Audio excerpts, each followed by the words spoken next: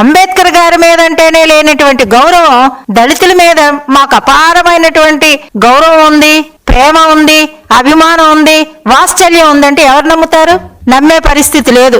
దానికి ఉదాహరణ ఏంటయ్యా అంటే జగన్ కి ముఖ్యంగా దళితులంటే చిన్నచూపు, నిమ్న జాతులు అంటే ఒక రకమైనటువంటి ఏహ్యభావం, ద్వేషం.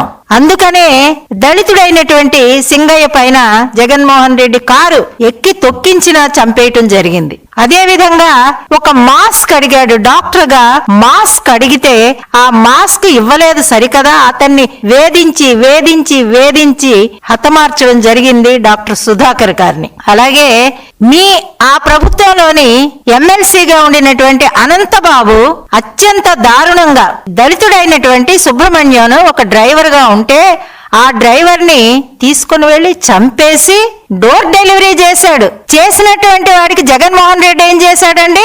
అనంతబాబుకి సన్మానాలు చేశాడు. ఇటువంటి ఆయనకి దళితులన్నా నిమ్న జాతులంటే ప్రేమ అభిమానం ఉందంటే నమ్ముతావా?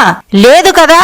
డాక్టర్ బాబాసాహెబ్ గారిని అత్యంత అవమానకరంగా వాళ్ళ అనుచరులు కూడా ఇతని సపోర్ట్ లేకపోతే, ఇతని యొక్క అండదండలు లేకపోతే, ఇతని యొక్క చెప్పేటటువంటి అతని అనుమతి లేకపోతే ఇవన్నీ కూడా చెయ్యరు. ఎవరు కూడా అంత ధైర్యం సాహసం ఉండదు.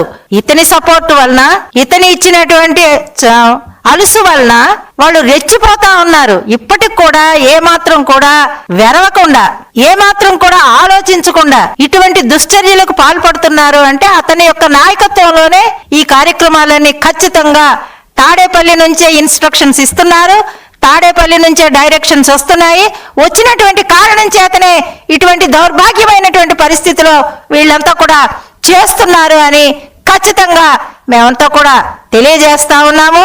మనమందరం కూడా దళిత సంఘాలు కానీ, ప్రజా సంఘాలు కానీ ఈ వైసీపీ చేస్తున్నటువంటి కుట్రలకి అప్రమత్తంగా ఉండాలి. అందరూ కూడా ఒక త్రాటి పైన, ఒక మాట పైన నిలబడాలి.